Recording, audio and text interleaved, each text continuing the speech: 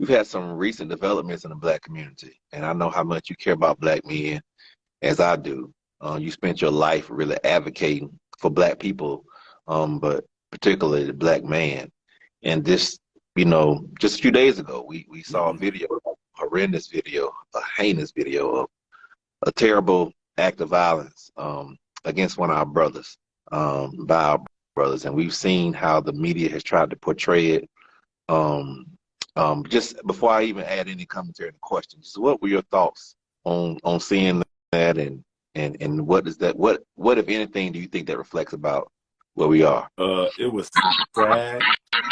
It was unfortunate, but I wasn't surprised.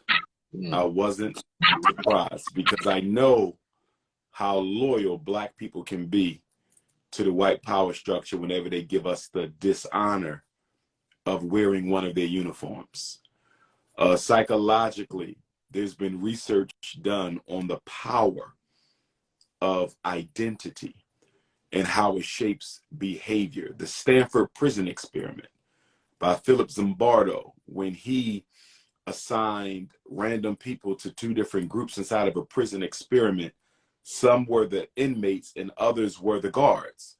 And he had to stop the experiment within a few days because the guards identified so strongly with being police that their behavior became reckless and dangerous. The inmates identified so strongly with being inmates in the prison that their behavior became reckless and dangerous. And the conclusion, one of the conclusions of this study was that context and identity and role, the role you are given, the research shows that when somebody gives you a role, a title, a responsibility, people often almost live up to the expectation of that role. So when you give a Black man a white police officer's uniform, we will take on the attitude, the persona, the energy,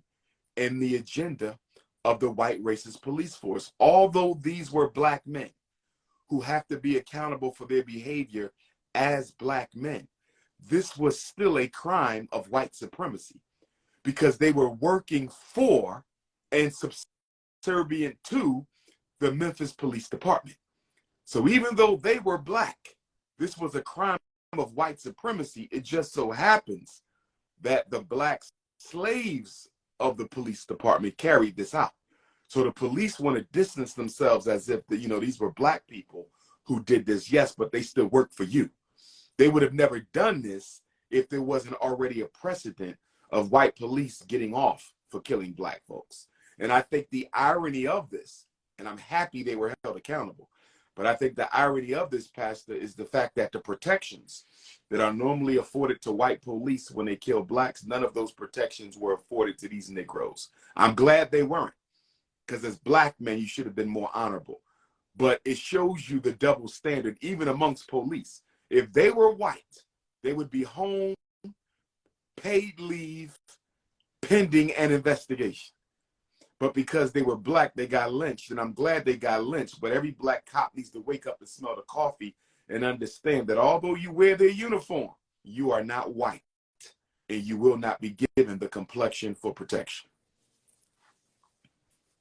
Absolutely, absolutely. That what you said was 100% in agreement to what I mentioned on this past Sunday on how I was holding my microphone preaching, and how I said the microphone has a mission to increase volume of voice, right? Mm-hmm. And the parts in the microphone, batteries, whether you use Duracell, whether you use Energizer, whether you use Everready, they are parts that go inside the machine. Yes, sir. We have one purpose, which is in expanding my voice. Yep. I said, so sometimes we get so caught up in the parts of the microphone. We get so caught up in the parts of a machine, a system of white supremacy. Duracell, Energizer, Everready. We get so caught up in the part, having a Black face, but you're still just a part in a system or a machine of white supremacy. And if you really want to change the system, you got to change the machine, and the purpose for the machine, or eradicate it altogether. Absolutely. When I tell people, you know, that I am a Pan-Africanist and that the AME Church really got its beginning as a Pan-African organization. Yes. We call ourselves still the African Methodist Episcopal Church because we believe in supporting and providing relief for all those of the African diaspora. But can you just in your own way describe what you mean by the term Pan-Africanism? About Pan-Africanism, if I was to sum it up in 3 major points, the first point would be that all African people in the world are all members of one family, one single human family. And we happen to be the original human family, the first of God's children to walk this earth, and that we have an obligation to identify with each other, to organize with each other, to build solidarity with one another, and to solve our problems alone as a private family under God. And so Pan-Africanists, we believe that our racial membership in the African family is the most important group that we belong to. And so nothing is more important than that Africanity, because it's the only thing unapologetically chosen by God for us to belong to. So no matter how much you try to distance yourself from your blackness, your Africanity, your ancestry, it's impossible to do. It is permanent. God made us African. And let me give you number 2. Number 2, Pastor, would be self-determination. Self-determination is all problems faced by African people must be solved by African people alone, without any participation by non-African people. Any institution we need must be built by African people alone, without subsidy or participation by any other member of any other race. That includes the Black family, which is the most organic institution. So the Black family should be built by a Black man and a Black woman. You see, that's why we disagree with interracial marriage, although we do not have an issue with the white woman or any other woman. We respect all human beings, but for the safety, security, and survival of the Black family, the Black man needs to be with the Black woman. And we are unequivocal about that. You know, we're unapologetic in stating that we have an obligation to be with each other. And it's such a paradox, Pastor, because with all the hell we go through from white folks, from the police killings to the employment racism, to the neglect by the president, to the disproportionality of contracts and the cold shoulder we get from the Supreme Court when it comes time to protect our 14th Amendment rights. It's amazing what all the racism Black people experience on a daily basis, we still find time to have sex with white people. It's very interesting. It's very interesting. I've never seen this. It's a phenomenon, Pastor. It's an amazing phenomenon. We're not in peacetime with white America. Black America is not in peacetime with white America. We are at war for our very survival. Every day, a Black person is being disadvantaged by racism. Many Black people. Our women are being beat up. Our kids are being expelled from school. We're being choked out by cops, ignored by the president, okay? Fed with a long-handed spoon by the Congressional Black Caucus. And yet and still, despite all the hell we catch at the hands of white people, we still manage to go bunny hopping, Pastor. I'm trying to understand how the Black man, with all the problems our community has, how we still got time to go snow bunny hopping. It is amazing. It is a marvel. It is one of the most perplexing phenomena of the modern time. That Black men, with the hell the Black community is catching, still got time to go snow bunny shopping. It is amazing. Well, that's a word. That's a word. That's a word. Doors are open up at 5 o'clock. Free event. You don't need no tickets. You don't need to register. Bring the children, bring the elders, bring the corner boys, bring the ex-offenders, bring the college students, bring the church people, the Muslim people, the Hebrew people. Bring everybody, but don't bring your snow bunny. You can leave her home. This is for the family. This is for the family. But tomorrow, obviously, I'm going to deal with the miseducation machine. Got to deal with the miseducation machine. And one of the things that, and of course, I'm going to deal with other things as well. Politics, economics, family, spirituality, organization, self-hate. You know, the way I approach it, Pastor, is I try to hit on as many different subjects as I can, because I don't know who needs to hear what in that audience. You know, everybody's coming from a different set of circumstances. Somebody need to hear something about Black love. Somebody need to hear something to save their child. Somebody need to hear something inspirational, just keep them going throughout the rest of the year. Somebody else needs to hear something about politics. So I try to offer a buffet.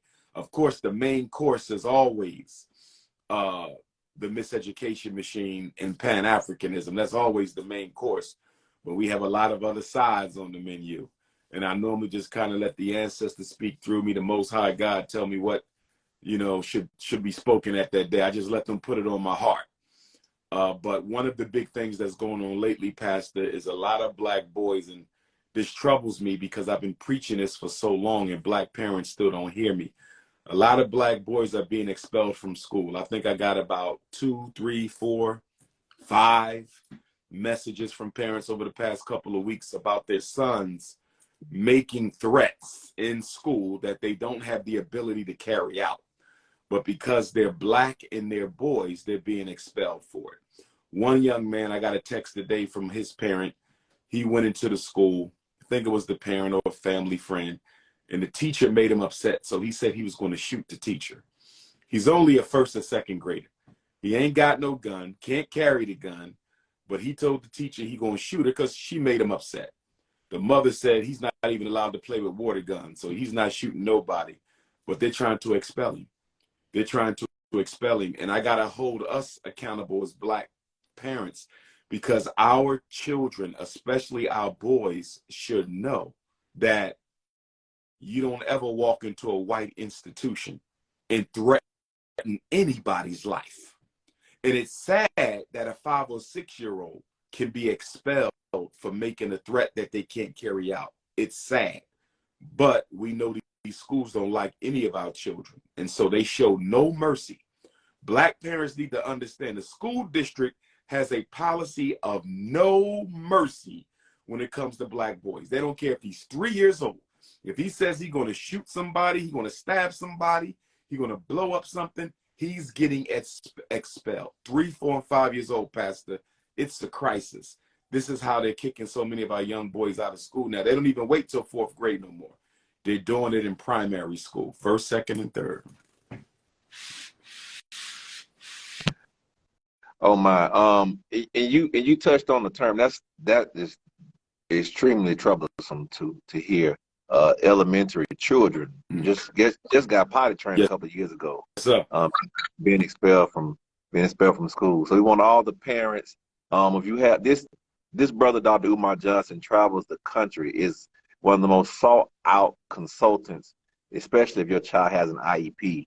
He has followed this tracking mechanism for decades now, and he sees how the education system has really miseducated our children. Can you tell us some of the books you're going to be bringing? I mean, they're already here. Yes, sir. A Black Parent Advocate, my first book, Psychoacademic Holocaust. I'm going to be releasing the 2nd edition of that. Should already be done, but it's not. I'm running a little late. I will have Black Parent Advocate. And that's a very important text, Pastor, because that's the text. I thought I had one with me, but I don't. But that's the text that parents can use as a reference guide to address any issue that they're having with the school. So if the school wants to put your child on medication, I have a letter in that book. All you have to do is reproduce the letter, send it in. They want your child evaluated for special ed. You don't want to go that route. All you have to do is reproduce the letter that I provide you with in the book. You know, if the school is complaining about your child not saying the Pledge of Allegiance, all you have to do is reproduce the letter in the book. You want your child evaluated for speech and language problems. I have the letter in the book. Your child is in special ed, but they're not getting the help that they need. I have the letter in the book. So this book, Pastor, Basically, it takes the major issues that our children face and our parents face, and I provide a historical background for that problem, whether it's the reading disability, autism, behavior problems, poor special ed service, pledging the flag, white teacher racism, whatever the issue is. I provide some history and some legal context, and then I give them a sample letter that they can send to the school. And so this is a very user-friendly guide for Black parents. Every parent with school-age children needs to have a copy of my book in their home. So that's the first half of the book.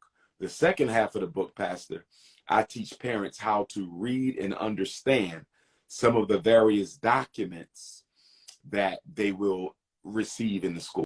So how to understand the psychological evaluation report. I break it down section by section. How to understand the IEP.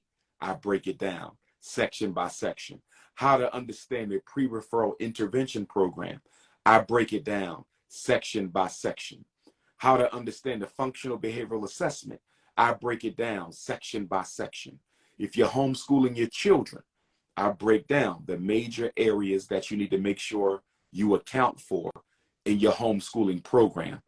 And also there's a chapter on how to deal with disruptive behavior without medication, and another chapter on how to conduct yourself at inside the school at a meeting. Because what I also find, Pastor, is a lot of our parents don't know how to conduct themselves at the meeting. They go in there bringing up information that only going to get the kid in more trouble, get them in trouble, get them banned from the school. They don't take notes. They don't have nobody with them to witness the conversation. So I have a whole chapter on how you should conduct yourself as a parent in the school meeting. Very useful book, very practical. Whereas Psychoacademic Holocaust gives you the breakdown of how the system operates, Black Parent Advocate shows you how to fight back against that system.